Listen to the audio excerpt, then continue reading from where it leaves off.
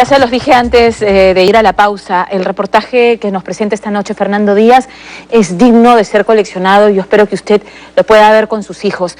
Usted sabe, este año se celebran 200 años del nacimiento del héroe máximo del ejército peruano, de Francisco Bolognesi, el héroe de la batalla de Arica, que un caballero aún en la batalla y que ofrendó su vida por el Perú, defendiendo territorio patrio.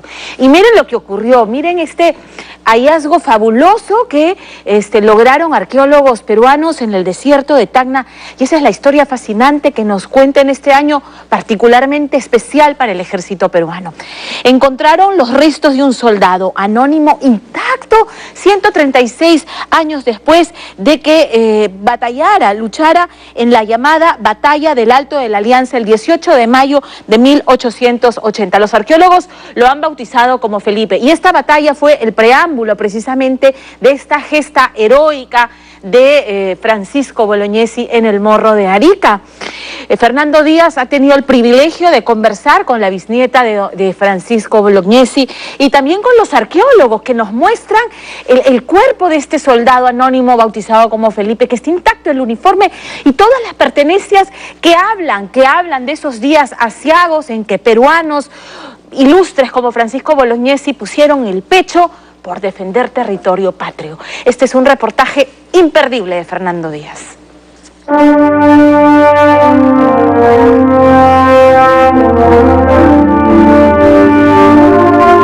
Este álbum, que parece salido de una edad extraña, de una gesta valerosa o de una historia fantástica, atesora las reliquias de los protagonistas de una guerra que aún duele.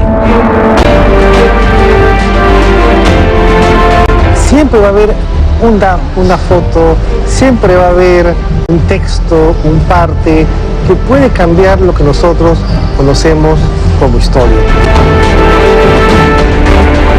No solamente son nombres de calles, de avenidas, o de láminas de Huascarán, o de que teníamos en el colegio. Estas son las fotografías originales de los más insignes héroes de leyenda, aquellos caballeros que combatieron en el mar o que juraron luchar hasta quemar el último cartucho.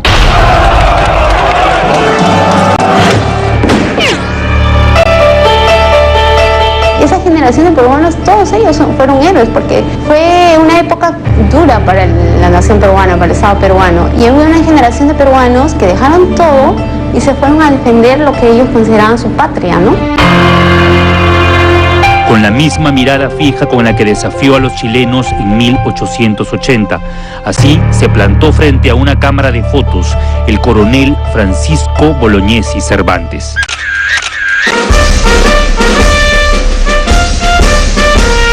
Para mí es un motivo de gran orgullo.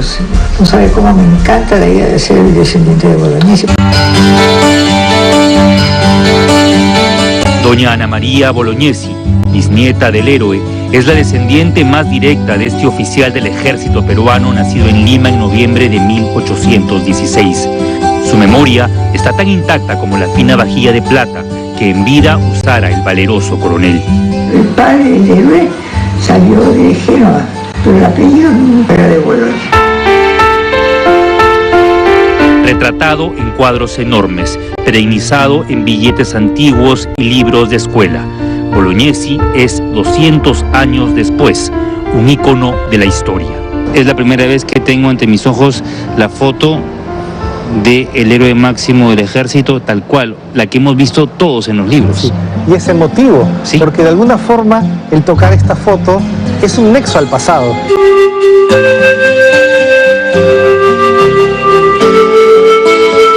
Hoy, su inconfundible uniforme azul y rojo por el que entregó la vida en la Guerra del Pacífico ha sido íntegramente restaurado.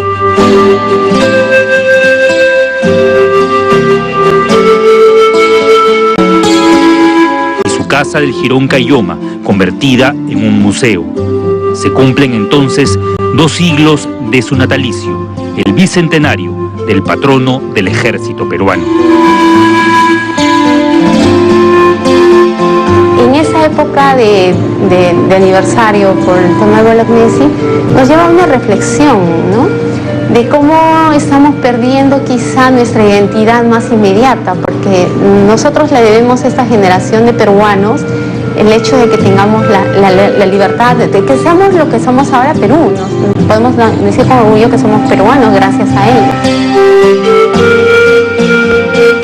El legado de este militar estoico, de que tenía deberes sagrados que cumplir, nos remite directamente a una época de hombres de bronce, de peruanos que sin importar nada defendieron la patria. Algunos, como Bolognesi, Grau o Ugarte, ocuparon un heroico pedestal. Pero en la guerra con Chile hubo también cientos de soldados y oficiales que yacieron bajo los desiertos de Tarapacá, Arica o Tacna. Nosotros tenemos muchos héroes, muchísimos héroes, que la gente común no conoce. Después la gente que va a ver esto en televisión no conoce. Y es necesario que lo conozcan. Valientes anónimos que no imaginaron ser rescatados de las arenas del tiempo para contar una alucinante historia.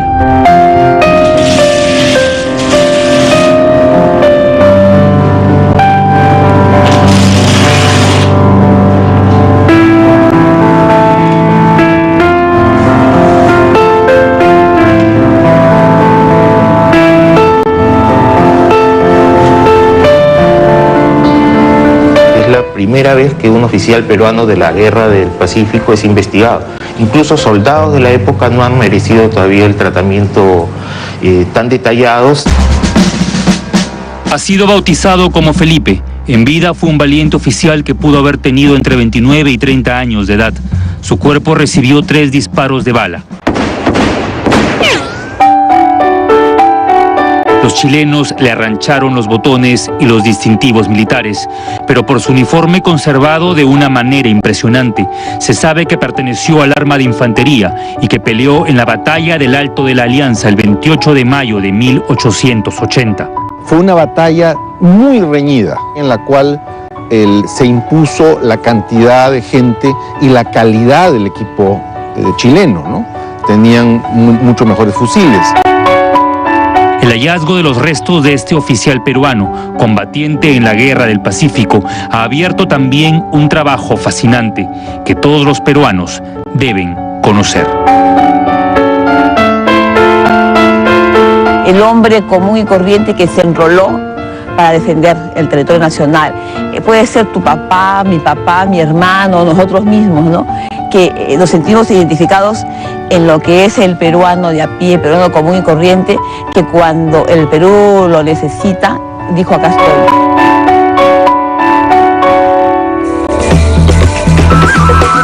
Por primera vez, un equipo de arqueólogos, forenses e historiadores, avalados por el Ministerio de Cultura, intervinieron en el vasto campo de batalla del Alto de la Alianza, el árido territorio tacneño, donde el ejército aliado de peruanos y bolivianos enfrentó en inferioridad numérica a las tropas chilenas. Hasta ahora nunca se había excavado un campo de batalla, menos de la época de la Guerra del Pacífico, entonces era una oportunidad de oro como para poder aplicar todo lo que teníamos en arqueología, pero para un campo de batalla. La arqueóloga Milena Vega Centeno fue convocada en el 2015 para explorar esta zona y repatriar el cuerpo de un soldado del batallón Sucre, reportado en el 2008 y que era reclamado por el gobierno boliviano. Originalmente se usó dron y georradar para determinar en qué área estaba el cuerpo del boliviano. Sin embargo, la tarea de arqueología en un campo de batalla se convertiría para ella en una obsesión por conocer la verdad de esta tierra bañada con sangre patriota. La búsqueda continuó y a 80 centímetros de profundidad asomaron los huesos y el cráneo de un oficial desconocido.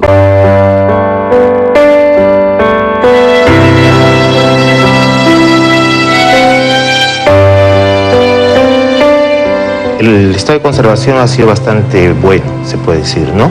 Aunque gran parte del material que podríamos decir orgánico del individuo no se ha mantenido, pero sí todo lo que es huesos, sí lo hemos tenido perfecto, todo lo que es vestimenta y elementos asociados.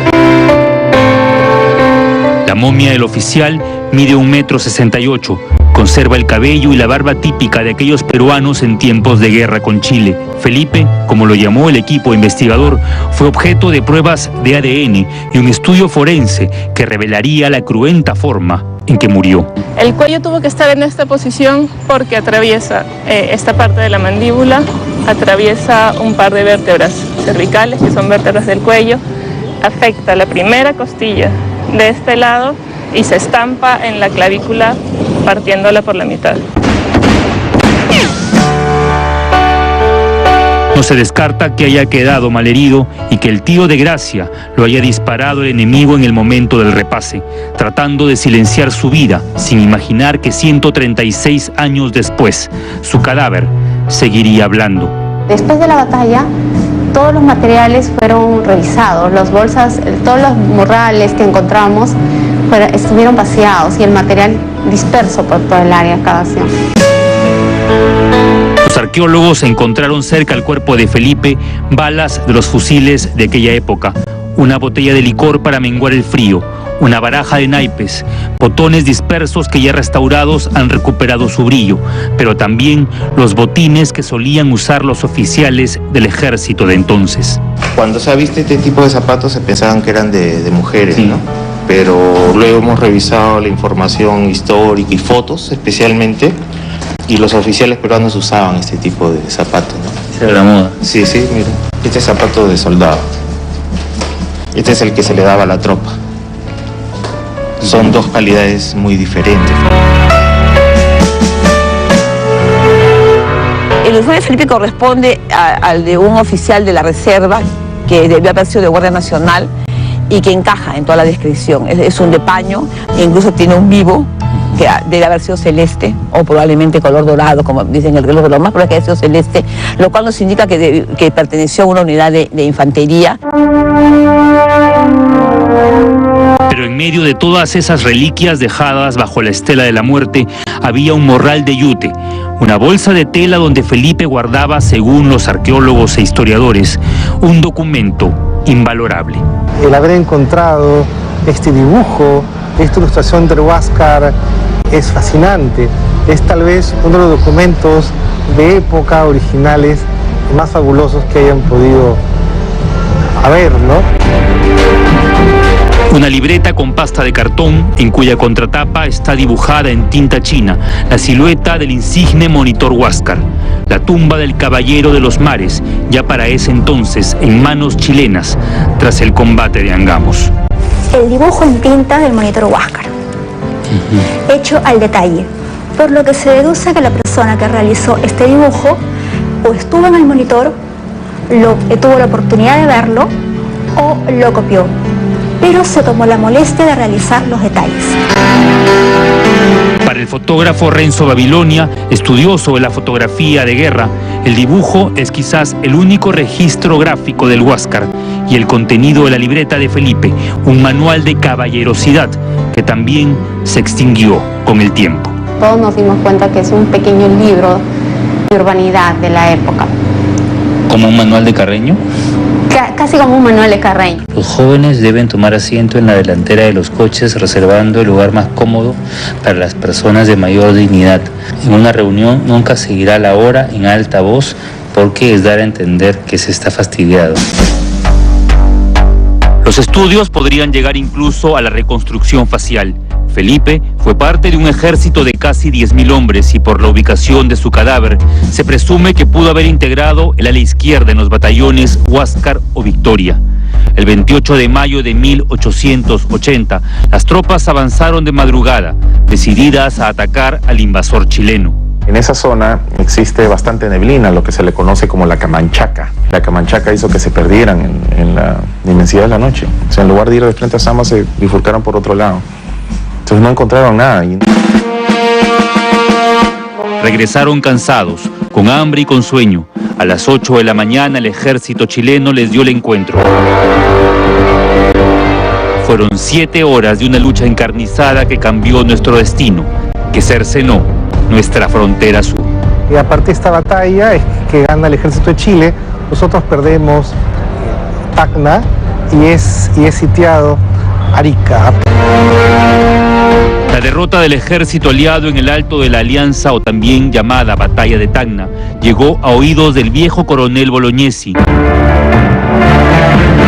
quien 2 semanas después defendería el Morro de Arica. Lo que pasa es que el concepto de héroe, la gente piensa que un héroe es una persona militar que muere en un acto bélico, y no es así. Un héroe puede ser tú, amigo, tú y yo, toda la gente que está viendo el programa ahorita, que hace algo extraordinario en un momento extraordinario.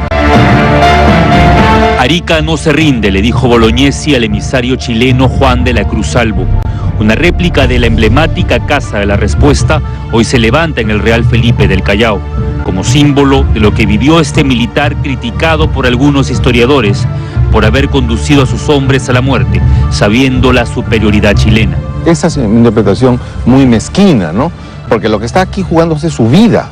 De Bolognesi sabemos el episodio de Arica, que es absolutamente documentado. Bolognesi fue elevado a los altares de la heroicidad. Se han hecho películas como Gloria del Pacífico del cineasta Juan Carlos Oganes, y esta semana se estrena el documental de Luis Enrique Cam, Tengo deberes sagrados que cumplir.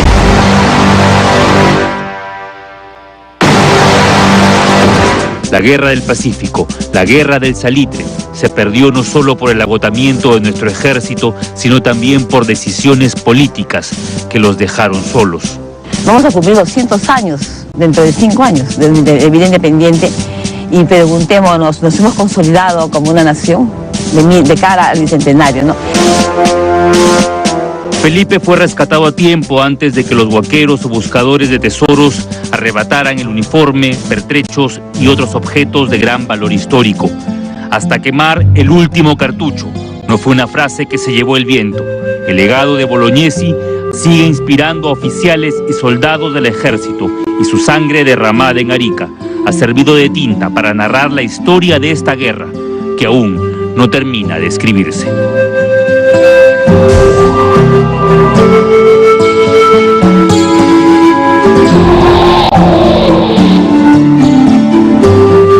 Hermoso trabajo de Fernando Díaz, mi querido copuno Ronald Gancina y Javier Gamarra. Les dije, es un reportaje de colección. Y nuestro saludo, a propósito de este reportaje, nuestro saludo al ejército peruano, que el 4 de noviembre celebran el Día del Soldado. Al final, en el ejército, independientemente del rango que puedan tener y los galones que puedan exhibir, todos son soldados. Y todos son soldados llamados a defender a la patria. Eligieron el 4 de noviembre porque es el día del nacimiento del héroe máximo de esta fuerza, de Francisco Bolognesi. Así que nuestro saludo a todos ellos. Tenemos que hacer una pausa, vamos a regresar.